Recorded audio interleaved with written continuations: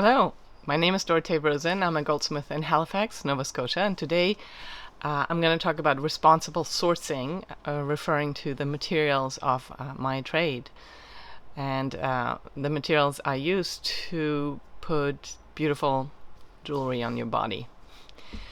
So, first of all, I'm in my studio actually. I'm in my studio, but today I'm in the space that I do my private client consultations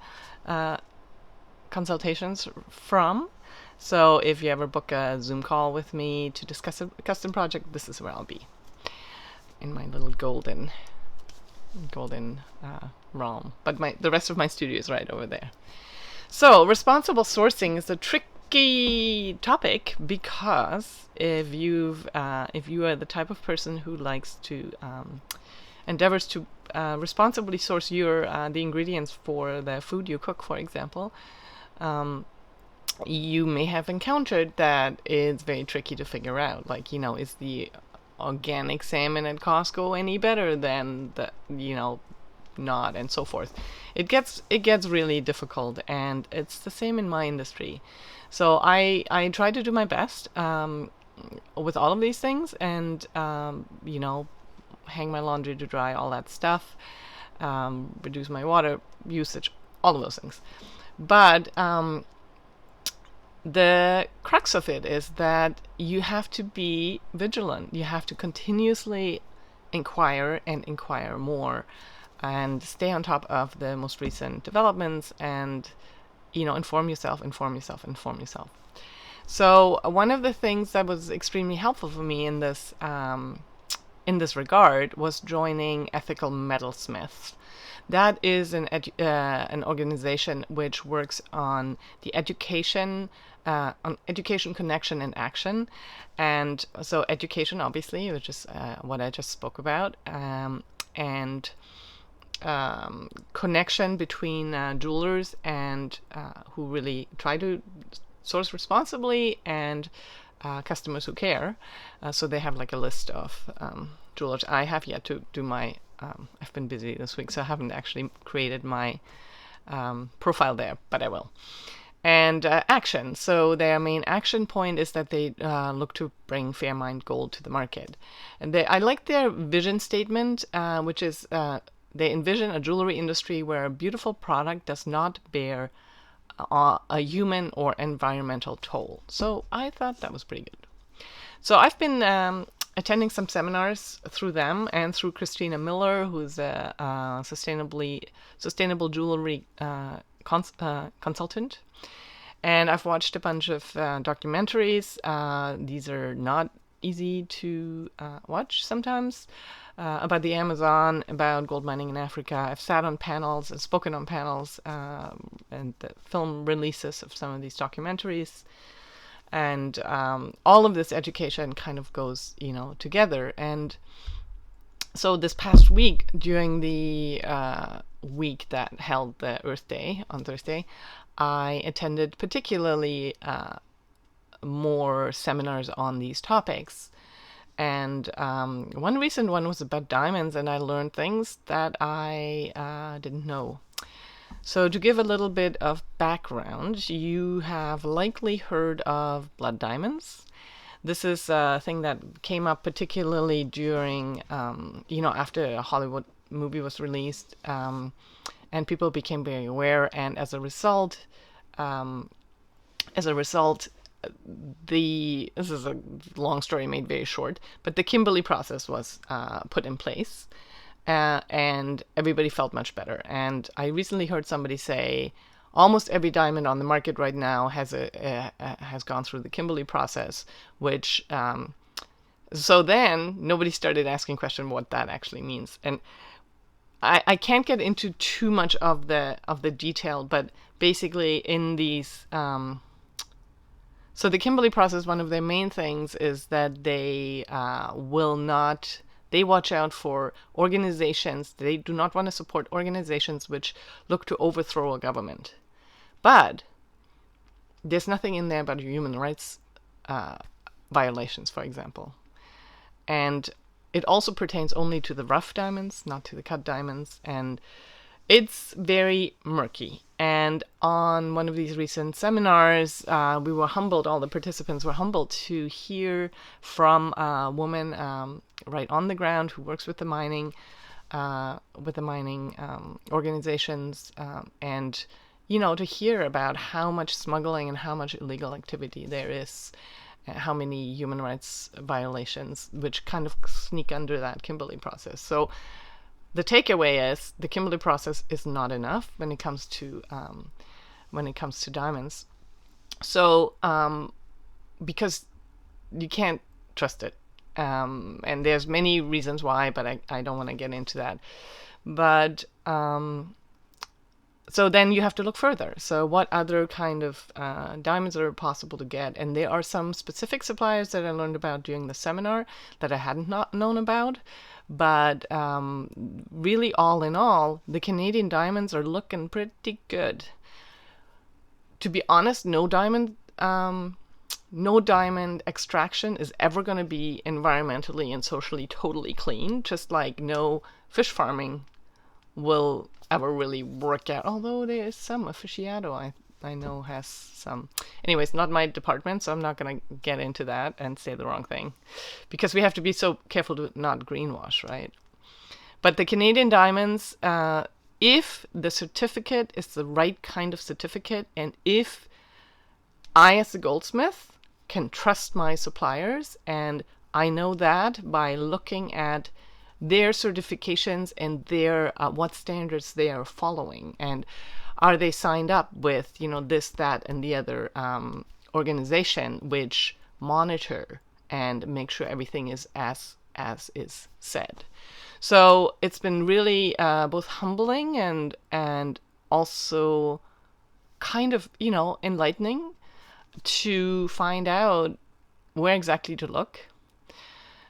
And actually, one of the seminars, somebody said, it's really too bad because the onus should not be on the goldsmith to make sure that the materials that are said to be socioeconomically clean really are clean. But right now, the onus is really on me as the goldsmith to make sure that I do my research and I have the right suppliers and I do the right thing. So there's more and more awareness now, and so organizations are coming in who are monitoring and auditing and all this stuff.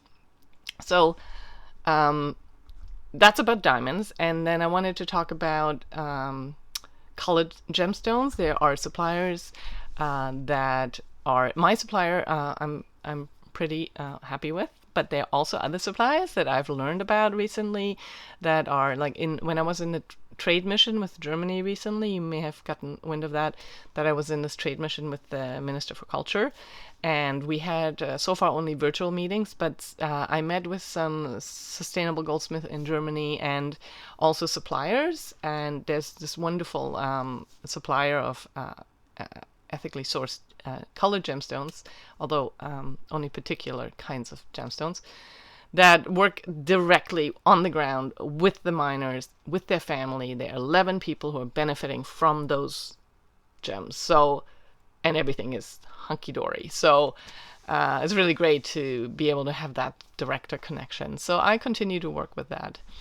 And then gold, there's gold. We know there's trouble with gold. And I have always used only recycled gold.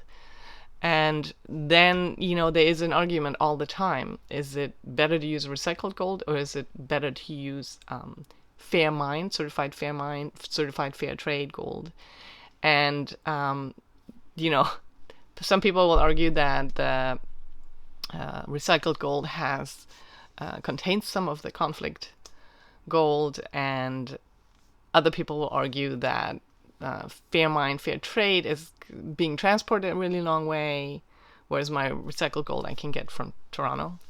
So, I use both. In fact, let me tell you about this. So, I'm going to talk a little bit about Fairmined and Fairtrade gold. So, both of them started out with what's called the Alliance. Who's all here? Oh, nice. Well, the Alliance for Responsible Mining, ARM for short. And they work directly on the ground with local NGOs, with governments, with the institutions and individual partners and mines. And they give assistance to the mining organizations. And they also look like at a bigger picture of really of the countries, of mining in countries altogether, and they're very much on the ground.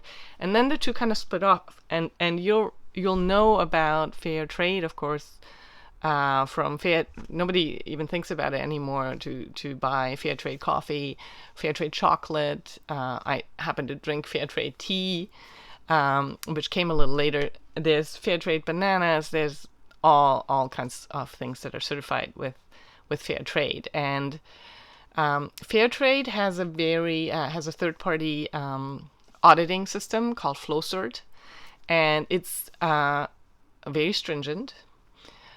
And Fairmined also has a third party auditing system, but their third party auditing system has a number of different organizations that can audit the goldsmiths or the miners. And so it's a little bit different in that way. And the other thing that's different about them is that Fairmined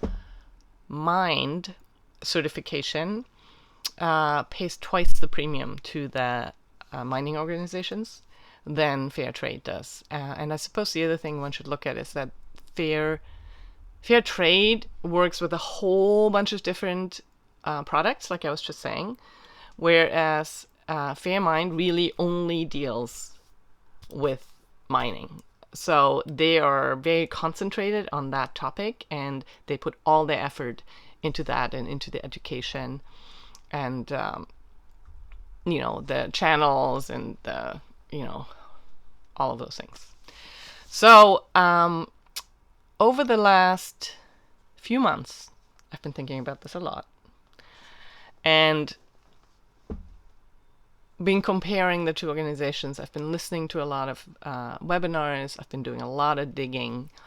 And as you may know, I have this one ring that I made. I happen to have Fairly Mined, certified Fairly Mined gold, because I was very inspired. It's a long story.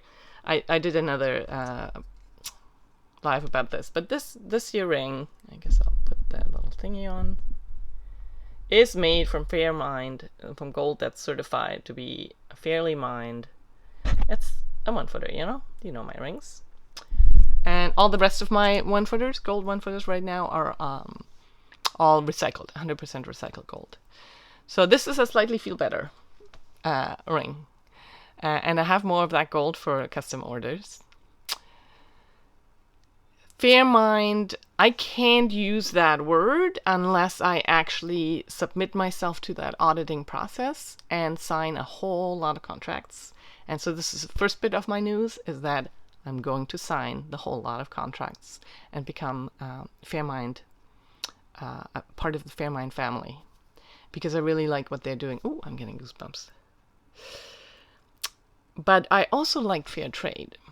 And so I have also joined the family of fair trade products. And there is a lot of rigmarole and a lot of legal stuff and a lot of auditing things to go through and set up. So it's been a process. And as soon as I'm ready to actually launch products, this all has to be submitted first. I will let you know, but I did want to let you know, since it's Earth Week, that I've made the leap to make my life a lot more complicated and become Fairmined and Fairtrade certified, and be able to offer you these products that cause no harm. So I'm really excited about that, and I hope you join in my excitement about that, and I will keep you posted about it. And then I will say goodbye for now. And I hope that your lockdown where you are is not too hard on you. And I send my love to you all. Thank you.